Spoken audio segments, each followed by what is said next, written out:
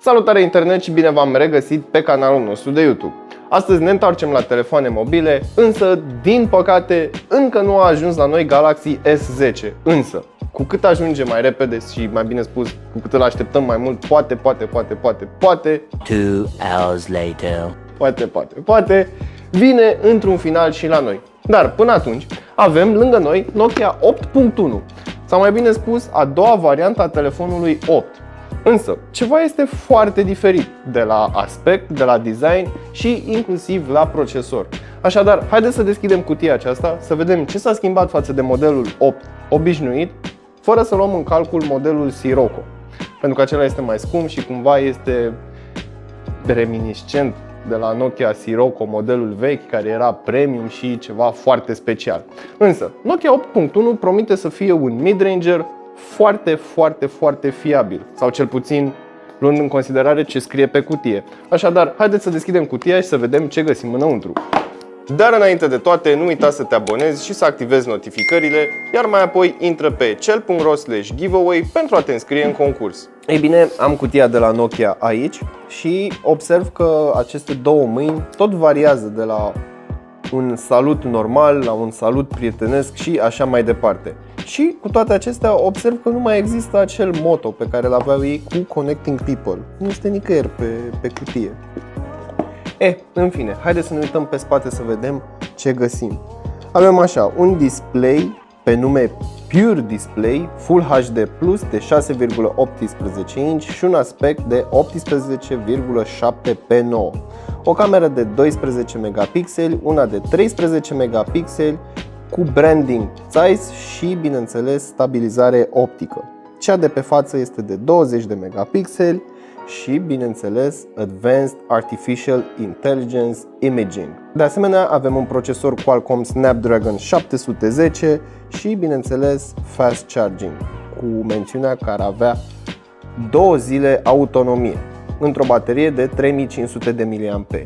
Și acesta este telefonul, așa arată, de aceea am spus că este total diferit față de modelul precedent. Haide, desfăte.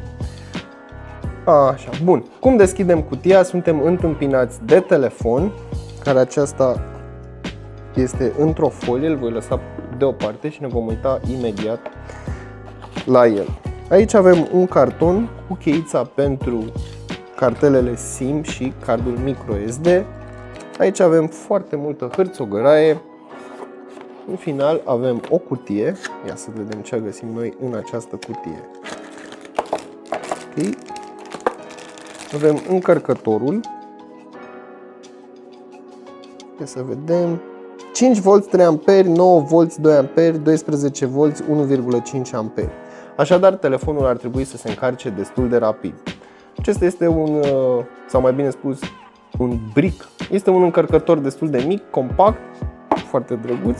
Aici avem cablul de date de la USB tip A la USB tip C.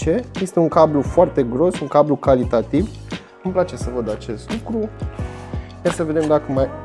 Nu cred. În sfârșit, o pereche de căști. Arată o pereche de căști decentă. Ia să vedem. Sunt metalice. Partea aceasta este metalică. Ok. Avem un buton pentru răspuns, schimbat apeluri și așa mai departe. Și avem o mufă aurită. Foarte drăguț. Îmi place. Ia să vedem cum stă pe telefon. Ok. Nici nu se observă, arată foarte bine. Abia aștept să testez aceste căști, să le aud. Ok, hai să lăsăm asta deoparte și să ne uităm asupra telefonului. O să scot așa ușor din această folie. Ok, wow, arată chiar interesant cu această muchie. Este o muchie polișată. Este un telefon cu un design foarte interesant. Îți dă impresia că atunci când este oprit ai ecranul pe toată suprafața, însă îl vom porni și vom vedea despre ce este vorba. Observ că aici, în partea de jos, are brandingul Nokia.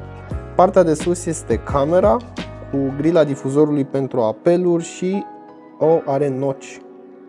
Nu știu dacă se vede exact în filmare.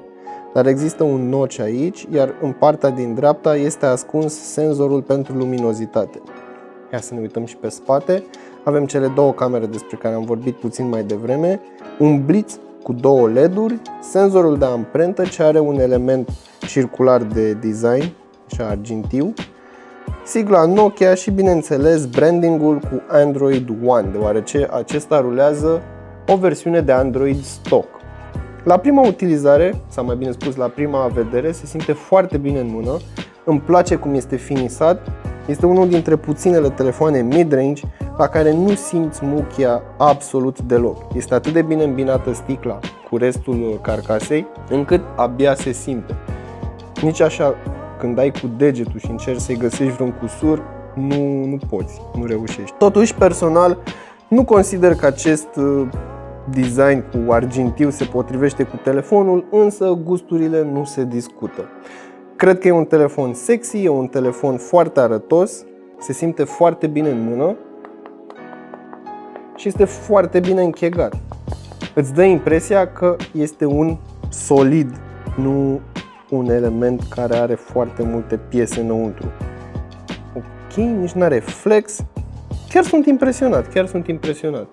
În partea de jos avem mufa de alimentare și transfer date USB tip C, grila difuzorului, grila microfonului principal. În partea de sus avem cele două benzi GSM care există și în partea de jos și mai avem o mufă jack audio de 3,5.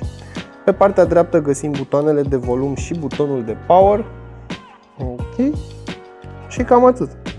În partea stângă este sertarul pentru SIM-uri. Foarte simplu, foarte la obiect. Este un telefon care arată bine exact în buzunarul unui businessman, dar și în buzunarul unui adolescent. Mi se pare un telefon pentru toată lumea. Sincer, chiar mi se pare un telefon pentru toată lumea. Mai ales că este foarte confortabil, nici nu este foarte lung, nici nu este foarte lat, stă foarte bine în mână. Ai o senzație foarte plăcută în momentul în care îl atingi. Ce aș putea să comentez este faptul că modulul camerei iese destul de mult în exterior. Însă, apreciez că este pe mijloc și în momentul în care îl pui pe masă, stă la o distanță egală și nu se zgâlție, nu se bălângăne ca alte modele care au în stânga poziționată camera. Ok, îmi place acest telefon, haideți să-l pornim și până se pornește eu o să fac aici curat.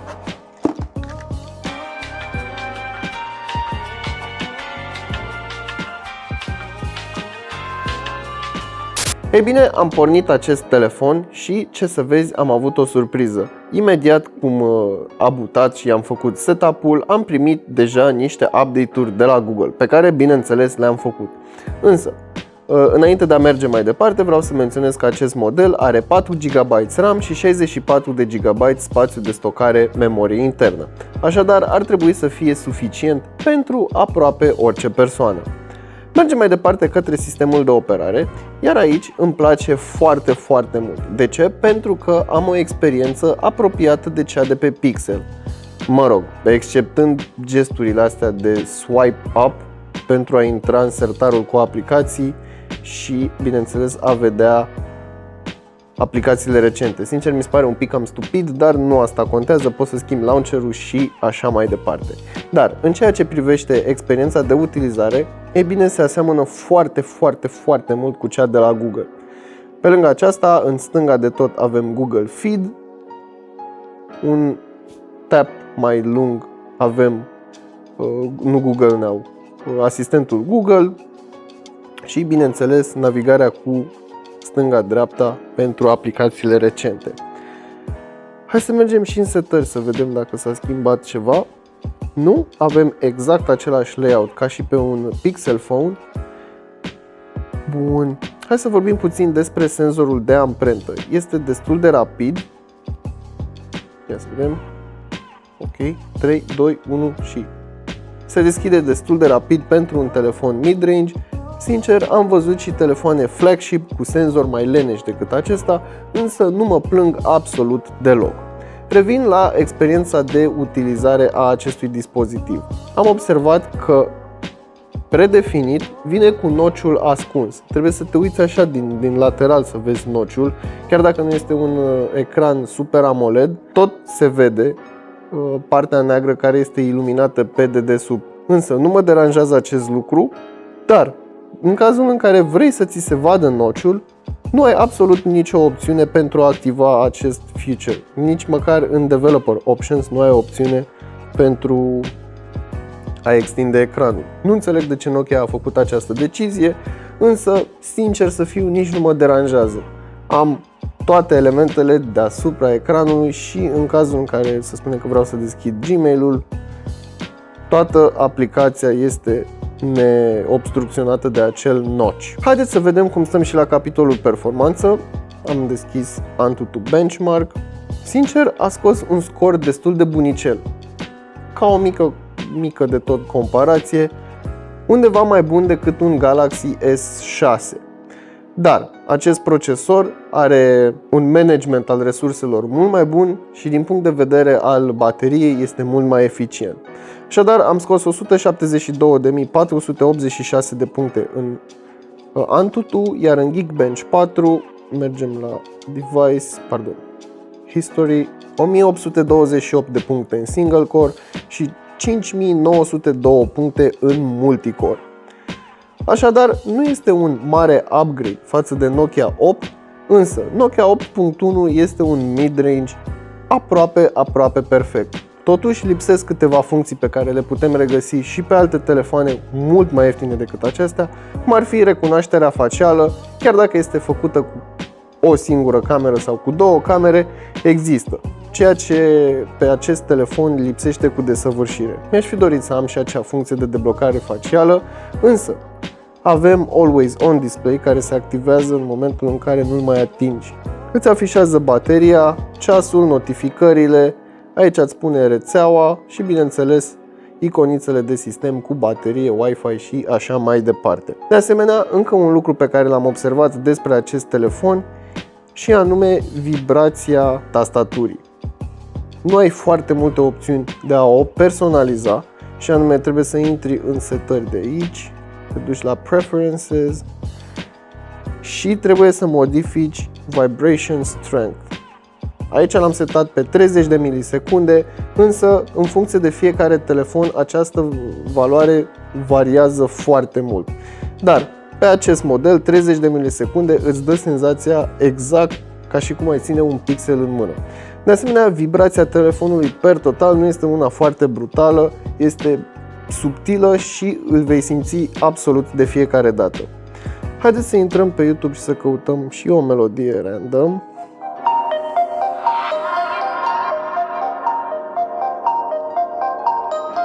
Să dăm mai încolo. Ok.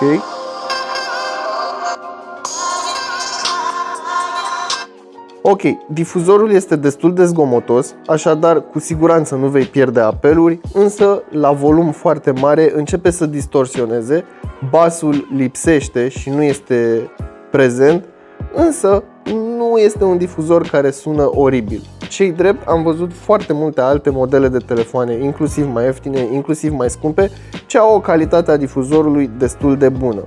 Însă, având în vedere că este un telefon, din punctul meu de vedere, dedicat consumului media, rețele de socializare, mail-uri și, bineînțeles, ceva productivitate, notițe și organizatoare, ei bine, sincer, nici nu mă deranjează faptul că nu am un difuzor care se aude extraordinar de bine. Considerând existența boxelor portabile cu autonomie foarte mare, ei bine, o boxă portabilă se aude mai bine și decât un iPhone 10s. Ce ne mai rămâne acum să facem este să ne jucăm și, bineînțeles, să mergem mai departe către concluzii. Îl tot învârt așa în mână pentru că, sincer, îmi place foarte mult senzația pe care o am și probabil o să spun asta până la sfârșitul videoclipului. Este unul dintre puținele telefoane care m-au impresionat prin construcția lor și prin detaliile pe care producătorul au putut să le pună într-un dispozitiv. Nu-mi place designul ce-i drept, nu-mi place absolut deloc această dungă argintie, însă, din nou, mă repet, gusturile nu se discută. Așadar, haideți să pornim și hai să ne jucăm PUBG mai întâi. Pornesc jocul și acum mă joc în modul zombie sau habar n-am, nu știu, au ei un update aici și spune că este limitat. Și practic tot ce faci este să împuști zombie și îți spune să supraviețuiești. Te pune să supraviețuiești, însă încă nu am întâlnit un alt jucător. Nu știu dacă te omori și cu jucătorii, dar să fim serioși, totuși trebuie să omori niște zombie. Nu cred că e atât de greu să omori niște zombie. În ceea ce privește gameplay-ul, mă joc de aproximativ 5 minute, telefonul nu s-a încălzit, în schimb este destul de cald în această zonă unde mai mult decât sigur se află procesorul acestuia, dar experiența de gameplay este neîntreruptă și din nou țin să menționez că setările au fost automat selectate pe high, ceea ce mi se pare ciudat pentru un 710. Cu siguranță acest telefon se va descurca foarte bine, având în vedere că PUBG îl rulează la detalii maxime, fără absolut nicio problemă, nici măcar nu sughită, pardon. Odată nu a sacadat, ceea ce mi se pare foarte interesant, și are o temperatură constantă. Văd că nu se încinge din ce în ce mai tare, cum am observat acest lucru la alte telefoane.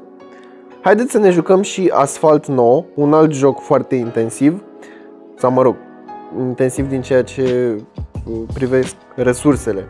Dar văd că s-a selectat automat pe detalii destul de mari, deoarece nu am o rezoluție foarte mică și muchile sunt foarte fine. Mă rog, foarte fine pentru un telefon mobil, dar hai să dăm play și să facem exact aceeași cursă pe care o facem de fiecare dată când ne jucăm Asphalt 9, pentru că nu este în stare să salveze pe server ceea ce facem noi. Dăm next, ne jucăm cu aceeași mașină, dăm play, viteză, putere, Asphalt 9 și Snapdragon 710. Ok, îmi place, nu are lag absolut deloc, se mișcă foarte bine. Dă-te măi de acolo. Las că intru și singur. Așa, haha. Mergem pe gheață. Ok, nu mai avem nitro. Telefonul nu are lag. Și sincer nu e atât de cald ca în PUBG, e puțin mai rece decât în PUBG. Se mișcă foarte bine și am câștigat pe locul 2. Practic n-am câștigat, am ieșit pe locul 2. Pe locul 3? Nu, pe locul 2. Ok, și în Asphalt 9 se mișcă foarte bine. Ce telefon e ăsta? Și acum nu o spun la modul ironic ce telefon e ăsta. Chiar sunt curios cum au făcut chestia asta. De ce alte telefoane cu Snapdragon 710 îmi selectează automat detaliile pe mediu? În schimb ăsta se mișcă și bine. Ceva e în regulă. Și în momentul ăla când ceva merge bine și te întrebi de ce merge bine când de obicei nu merge bine?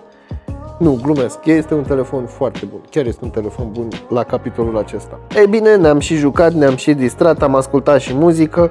A venit momentul să ne uităm și la aplicația de cameră. Cu siguranță nu o să fie Google Camera, deoarece acea aplicație există doar pe Pixel, însă ar trebui să fie ceva foarte calitativ. Ok, nu mă așteptam la asta, sunt stupid de multe opțiuni. O să încep de sus în jos, începând de la stânga la dreapta. În modul foto, sau mai bine spus modul automat, avem așa setările.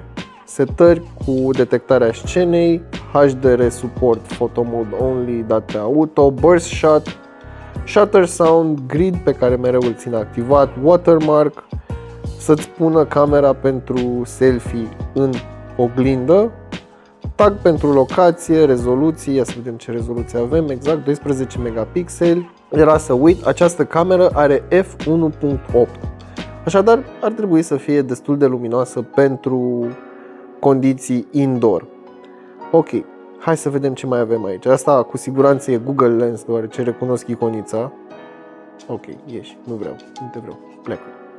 Așa, aici avem Moving Picture, care se numește Motion On și Motion Off, dar este Moving Picture. Am ieșit din greșeală din aplicație. Ia să vedem ce mai avem aici. Niște animăluțe și ceva cu realitatea augmentată pentru entertainment. O să țin oprită. Ia să vedem. Beauty On, Beauty Off. Nu avem nevoie. Mereu dau back. Așa. Aici mi se pare foarte interesant. Pot să folosesc camera din față. Pot să folosesc ambele camere deodată. Sau pot să mă văd aici într-un colț, în timp ce camera din spate este neobstrucționată. Haideți să lăsăm totuși pe modul single. Următoarea iconiță este pentru timer și, bineînțeles, setări pentru blitz cu on-off și auto. Aici este declanșatorul, butonul pentru schimbarea camerei și, bineînțeles, iconița pentru galerie. Hai să vedem ce mai avem. Avem video. Ia să vedem ce setări avem pentru video. Back camera. Filmează 4K. Avem 4K pe camera din spate și 1080p pe camera din față. Însă nu-mi spune câte cadre pe secundă. Am probabil sunt 30 de cadre pe secundă. Ok, dăm back. Mai avem modul slow motion. Ia să vedem aici, poate ne spune. Resolution. Vrei să-mi spui că filmează slow motion la 4K? Nu cred. N-are cum. Mai avem opțiune pentru timelapse. Iar în stânga de tot, ia să vedem. Uite mă! Live bokeh. Nu se numește portret și mă lasă să fac bokeh și pe obiecte, nu doar pe persoane. De ce Samsung nu poate să facă asta? De ce LG-ul nu face aceasta? Adică pe LG am o opțiune de portret, însă mă pune să stau neapărat la o distanță anume față de subiect pentru a crea acel efect de bokeh. Acest telefon și Huawei-ul și Xiaomi fac asta fără absolut nicio problemă. Hai să ne vedem la modul Pro ce setări avem. Bineînțeles, avem white balance-ul, focus, ISO de la 100 până la 1600, timpul de expunere de la, care e cel mai mic timp de expunere, 1/500 până la 4 secunde și, bineînțeles, compensația expunerii. Niște setări decente, ce e drept, foarte utile în momentul în care vrei să te joci cu această cameră. Ce mai avem? Modul pătrat, square, în caz că vrei să faci poze pentru Instagram și, bineînțeles, panoramă, press shutter to start. Cam aceasta ar fi aplicația camerei, este foarte intuitivă, este plină de opțiuni și, sincer, mă bucură să văd acest lucru venind din partea lui Nokia, având în vedere că nu sunt sigur că Google îi lasă să folosească toată aplicația camerei sau doar anumite bucăți de software. Hai să vedem și ce fel de poze putem scoate cu acest telefon. Este destul de înnorat afară, așa că o să încercăm să facem poze cât mai bune.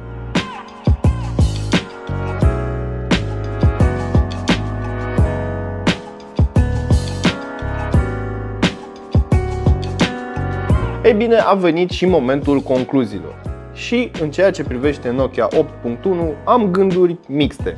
Adică sunt câteva lucruri de comentat, câteva lucruri de apreciat și câteva lucruri pe care, ei bine, personal le-aș comenta, însă nu se aplică absolut tuturor utilizatorilor.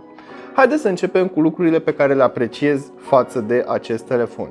Îmi place construcția, îmi place designul și, sincer să fiu, chiar te păcălește că este un device premium. Adică dacă îi dau unei persoane două telefoane să le țină în mână, să zicem un Samsung S9 și acest telefon cu ochii închiși, e bine, cu siguranță acest telefon ar trece acest test. De ce? Pentru că este foarte solid, îți dă senzația de obiect calitativ și, bineînțeles, nu scârție, nu are flex și se aude exact oriunde ai ciocăni în el. Ceea ce înseamnă că înăuntru componentele sunt foarte compactate și foarte bine puse la locul lor.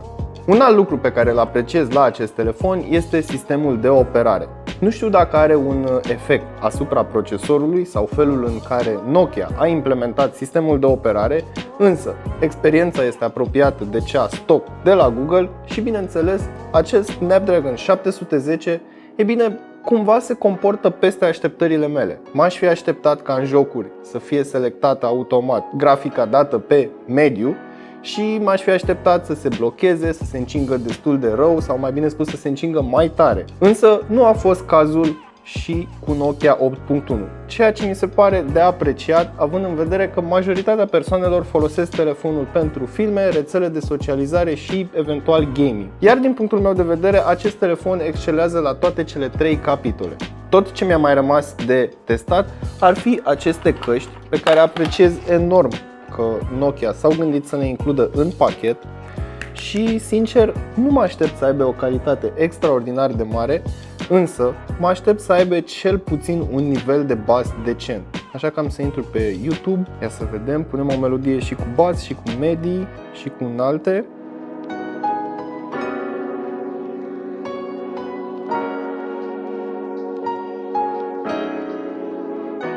Ok, sincer, sunt impresionat. Sunt impresionat din două motive. Căștile acestea stock au un bas destul de puternic, este foarte clar și nu este pârâit, să spunem așa, sau nu distorsionează sunetul în momentul în care volumul este dat la maximum sau, bineînțeles, mai tare. De asemenea, apreciez foarte mult și mediile, sunt la fel de clare, însă sunetele care se regăsesc la granița dintre bas și medii, e bine, nu sunt atât de clare. Totuși, trebuie să ținem cont că aceasta nu este o pereche de căști hi-fi. Așadar, pentru majoritatea utilizatorilor, când vor folosi această pereche de căști, vor avea o experiență audio destul de consistentă și destul de bogată în ceea ce privește sunetul scos de acest dispozitiv. Ultimul lucru pe care l-am de menționat față de acest dispozitiv în ceea ce privesc punctele forte ar fi și display-ul. Chiar dacă este doar un panou Full HD+, mie personal mi se pare că reproduce culorile cu o acuratețe destul de bună, are unghiuri de vizualizare foarte mari, iar în momentul în care te uiți la filme sau te uiți pe Netflix și așa mai departe, ei bine, vei avea o experiență destul de plăcută. Culorile sunt vii, culorile sunt vibrante și experiența este cu totul immersive, să spunem așa. Hai să vorbim puțin și despre lucrurile care nu-mi plac la acest dispozitiv, sau mai bine spus, care ar fi putut să fie ceva mai bune.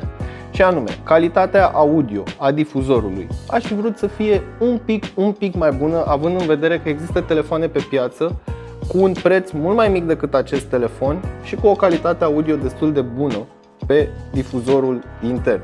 Al doilea lucru care nu-mi place despre acest dispozitiv este absența de blocării faciale. Chiar dacă mulți o folosesc, mulți nu o folosesc, e bine, ar fi fost un truc care, din punctul meu de vedere, ar fi adus un plus acestui telefon. Însă să sperăm că pentru următoarele update-uri Nokia va avea în vedere și acest aspect. Și acum venim la partea sensibilă a acestui dispozitiv, care pe mine m-a cucerit, este în topul meu de telefoane mid-range-uri preferate și aș putea să spun că are locul 2 după Xiaomi Mi 8 Lite. De ce? Xiaomi Mi 8 Lite și-a câștigat primul loc pentru că are un preț ceva mai mic și oferă destul de multe facilități pentru banii lui. Același lucru se întâmplă și cu Nokia 8.1, însă prețul este ceva mai mare și anume se apropie ușor de 2000 de lei. Stau să mă gândesc, dau 2000 de lei pe un telefon care are Snapdragon 710.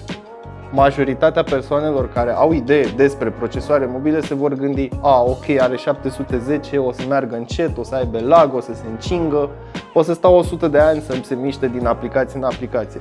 Ei bine, nu este momentul să judecăm Nokia 8.1 din acest aspect, sau mai bine spus, din această perspectivă. De ce?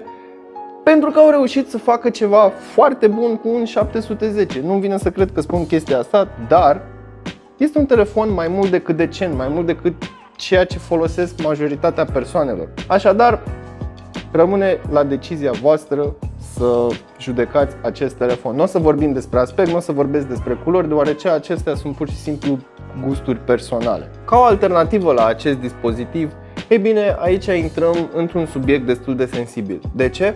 Ei bine, avem un dispozitiv foarte bine construit, un dispozitiv foarte interesant, însă cu un preț destul de mare. Un preț la care putem găsi pe piață în momentul acesta al review-ului Xiaomi Mi 8, undeva la 2000 de lei, care are un procesor mult mai performant, și anume 845, are un display Super AMOLED și, bineînțeles, nu are jack. O a doua alternativă ar fi LG G7 ThinQ, care are un ecran 2K, are un difuzor destul de bun, mai bine spus, are unul dintre cele mai bune difuzoare după HTC și iPhone 10, din punctul meu de vedere. Însă, rămâne la atitudinea ta. Vrei un telefon foarte bine construit, aproape de nota 10 din punctul meu de vedere, însă, luând în considerare faptul că 10 ar fi ceva perfect și nimic nu este perfect, îi dau 9,5. din punct de vedere al construcției. Acestea fiind spuse, eu am fost Dragoș, acesta a fost Nokia 8.1. Până data viitoare, nu uita să verifici descrierea pentru linkuri utile, prețuri actualizate, cât și linkuri către acest dispozitiv. Atât, gata, salut, pa!